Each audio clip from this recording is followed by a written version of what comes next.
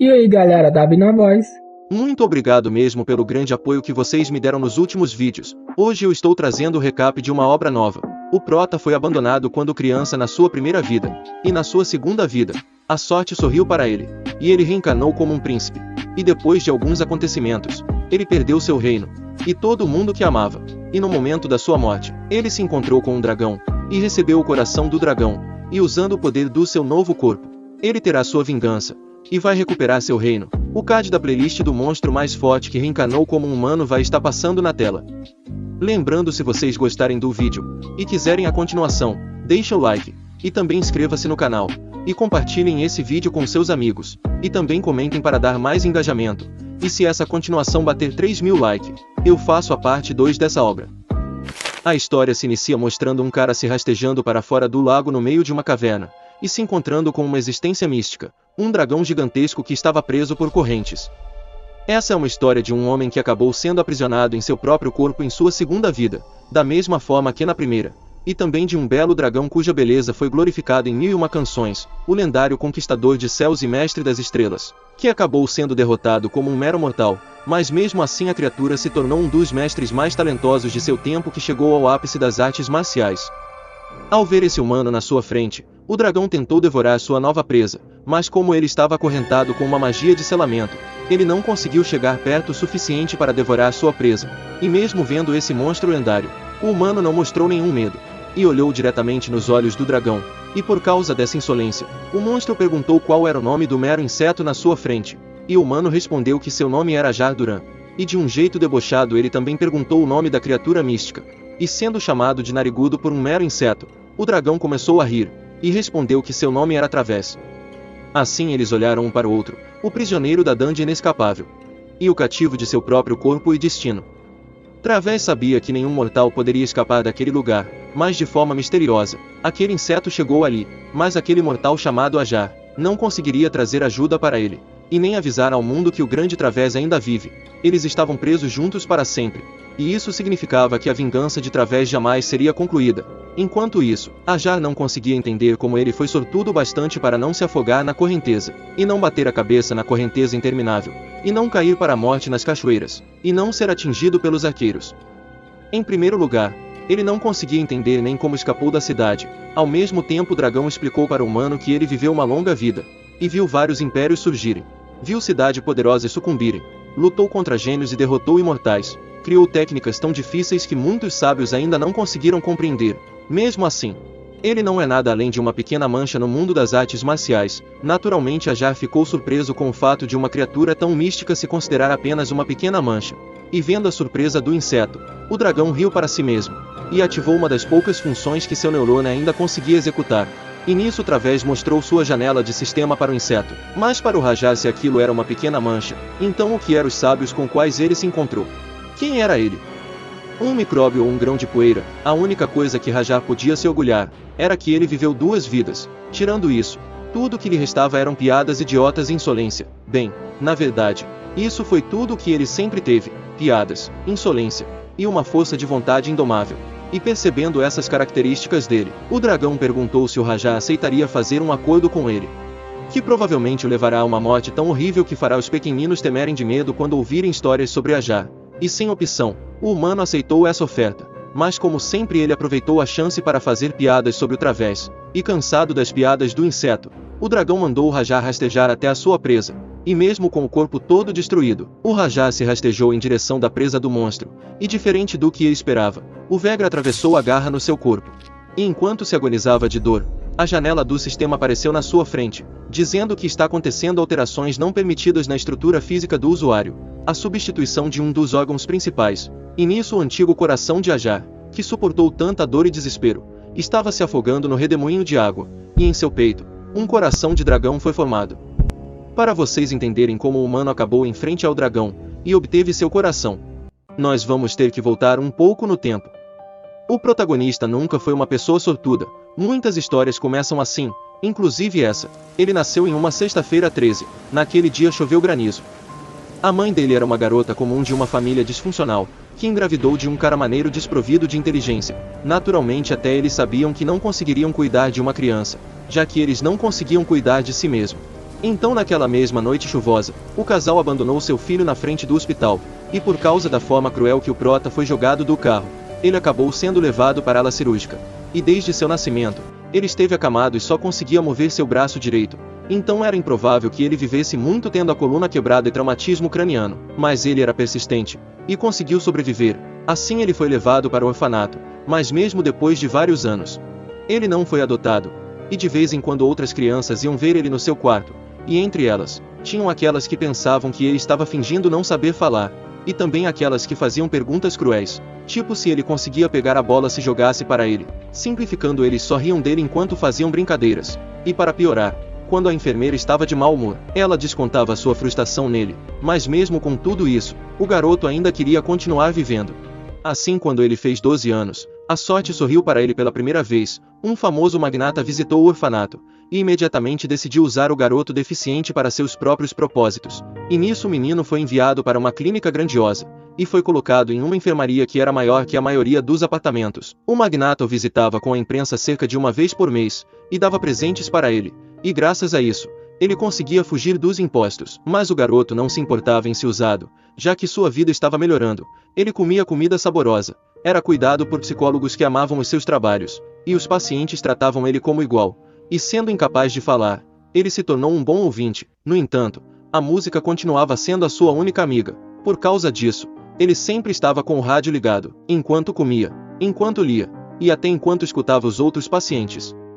No seu 16º aniversário, ele recebeu de presente um excelente notebook com um software especial, e se tornou capaz de conversar através de uma voz que dizia o que ele digitava. Com o passar do tempo, o número de visitantes caiu imediatamente. Só enfermeiros cansados, mas sorridentes continuavam o visitando, e foi nesse momento que ele começou a escrever suas próprias músicas. Naturalmente, ao descobrir o talento do garoto, o magnata fez o seu melhor para transformar um músico paralisado sob seus cuidados em uma estrela nas mídias. Assim, quando ele fez 18 anos, suas músicas eram baixadas por centenas de milhares de pessoas todos os dias. E como o garoto não tinha com que usar o dinheiro, o magnata ficou feliz em gerenciá-lo. Disse que ele doaria o dinheiro para a caridade, o que era improvável de acontecer. Assim, em uma certa noite tudo mudou. Um médico-chefe do departamento de bioengenharia apareceu e começou a conversar com o garoto, e enquanto fazia suas piadas, o prota foi perguntado se sabia o que era neurônios, e ele respondeu que só sabia o que leu nos livros de aventura.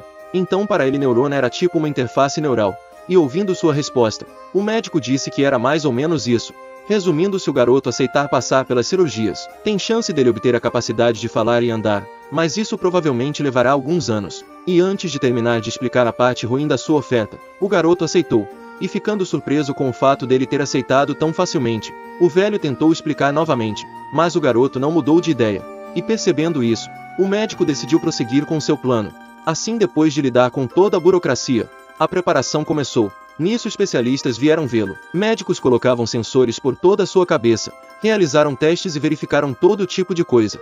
Eles fizeram tantas análises que até astronautas simpatizariam com ele. O número de psicólogos que vinham vê-lo se multiplicou, mas suas perguntas continuavam sendo inúteis. No fim, ele acabava só mandando um emoji sorrindo como resposta para todos eles. Quando os médicos ficavam muito irritantes, o garoto fazia piadas impróprias. Uma vez, ele até ofendeu uma garota. Naquele dia, ao se perguntado o que ele vai fazer se a cirurgia der certo, ele respondeu que queria a habilidade de convidar a aspirante a psicóloga para jantar e levar ela para a cama. É claro, ele percebeu que ela queria responder algo tão desagradável quanto, mas se conteve. E nisso ele ficou feliz por ter feito uma aspirante a psicóloga de trouxa. Naturalmente, uma pessoa que só sente o braço direito não sabe algo sobre atração. Ele só falou aquilo como uma piada. Assim, um tempo depois, o prota percebeu que tio Patinhas provavelmente patrocinou a operação, e agora estava contando os ganhos, e ele deve estar abençoando o dia que pegou um órfão para cuidar. Depois, um certo dia, o garoto se sentiu como tivesse perdendo a consciência, e caindo no vazio. Ao invés de resistir, ele aceitou, e por algum motivo, ele se sentiu como tivesse voando pelo céu junto dos dragões, e enquanto apreciava a paisagem desse mundo fantasioso, e sentia o vento soprando no seu corpo, o vento que prometia realizar seu sonho de ser livre. Ele foi acordado desse sonho agradável por sua velha amiga, a dor. Ao mesmo tempo, a pressão sanguínea dele começou a subir, e a atividade neural estava acima do esperado. A pulsação tinha passado das 250 batidas por minuto. E por causa de todos esses fatores, os médicos aceitaram que o Prota estava morrendo. E para ele todas aquelas vozes pareciam distantes. E entre tantas vozes, ele também ouviu uma voz robótica dizendo que a condição do usuário era crítica. Dava até para ouvir o médico falando que ele estava com insuficiência cardíaca. E no momento seguinte, tudo desapareceu. Apenas o vento soprava por trás, acariciando suas costas e seu cabelo. E nessa situação de vida pós-morte, ele não estava esperando um harém, nem uma celebração incessável entre guerreiros, nem portões de ouro e serafins. Ele estava bem com a escuridão, calorosa e tranquila. Ele se sentia bem e não queria sair dali. Não havia problemas e preocupações pela primeira vez em sua vida. Por isso ele estava tão infeliz em ver a luz. Ele queria ficar na escuridão, mas ela o empurrava para fora, para mais e mais perto do círculo branco flamejante. Por fim tudo se encheu de luz, e nisso ele gritou, mas não de dor. Ele conseguia tolerar a dor. Foi apenas para se certificar de que estava vivo, mas ao invés de um grito, ele ouviu pessoas falando línguas estranhas, e enquanto tentava entender o que estava acontecendo, a janela do sistema apareceu, e nela mostrava que teve uma correção do erro original. A idade do usuário foi alterada para 35 segundos, simplificando. O Prota reencarnou em um outro mundo, e a mulher na sua frente que parecia-se sua nova mãe, o nomeou de Ajá. Ao ver que a criança estava saudável, a babá mandou os soldados irem chamar Sua Majestade para ver seu filho. Ao mesmo tempo ela parabenizou a rainha por ter um filho tão saudável, e enquanto o Prota ficava feliz por ter uma nova chance, seu pai o rei foi em sua direção todo ansioso, e vendo o garoto bem, o tio do Prota parabenizou o seu irmão pelo nascimento do herdeiro do trono. Naturalmente o rei comemorou essa grande felicidade junto da sua esposa, mas ao ver que seu filho não estava chorando desde o momento que ele apareceu, o rei ficou preocupado, e mandou chamar o médico, mas acalmando seu marido, a rainha disse que seu filho estava chorando alguns minutos atrás, mas mesmo assim o rei continuou preocupado com seu filho, e ao invés de acalmar Sua Majestade, a babá disse que essa criança será um rei melhor que seu pai, já que quando o rei nasceu, ele chorou por quase 4 horas. Naturalmente a majestade ficou irritado, e também envergonhado com a piada da babá.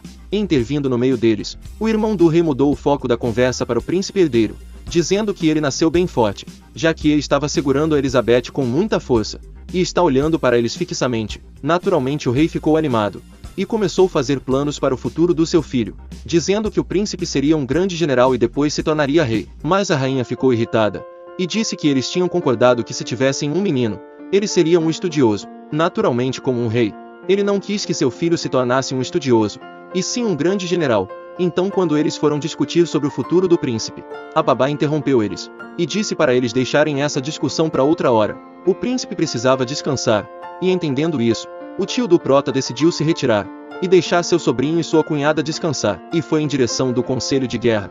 E quando o rei foi se retirar também, a rainha pediu para ela e seu marido terem uma conversa a sós, e obedecendo a ordem dela, todo mundo deixou o quarto, e ficando finalmente sozinha com seu marido, ela pediu para ele ficar um pouco mais, e ele disse que agora tem que se preparar para a guerra, mas quando essa guerra acabar, ele poderá ficar mais tempo com ela. Naturalmente, como qualquer esposa na sua situação, a rainha ficou irritada e falou que quando essa guerra acabar, outra irá começar, e assim por diante. As guerras nunca vai acabar. E por saber que era o destino do seu marido como rei proteger o reino, ela quer que seu filho seja um estudioso, e que ele nunca se preocupe com a guerra e o mundo das artes marciais. Resumindo, ela quer que seu filho viva como um mortal, mas o rei não queria isso, já que ele não quer enterrar e lamentar a morte do seu filho por centenas de anos. Mas mesmo com seu marido não concordando, a rainha disse que seu filho vai viver a vida dele livre de problemas e da miséria. Ele irá se casar, terá filhos e deixará este mundo assim como todos os mortais. Ele não ficará obcecado com o desenvolvimento do reino,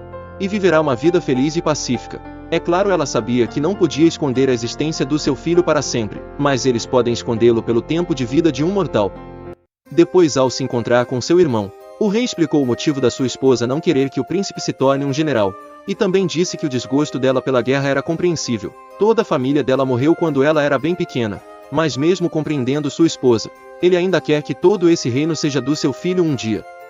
Assim, alguns anos depois, no meio da sala de aula, mostra o Prota com a aparência de um garotinho ativando o sistema grave.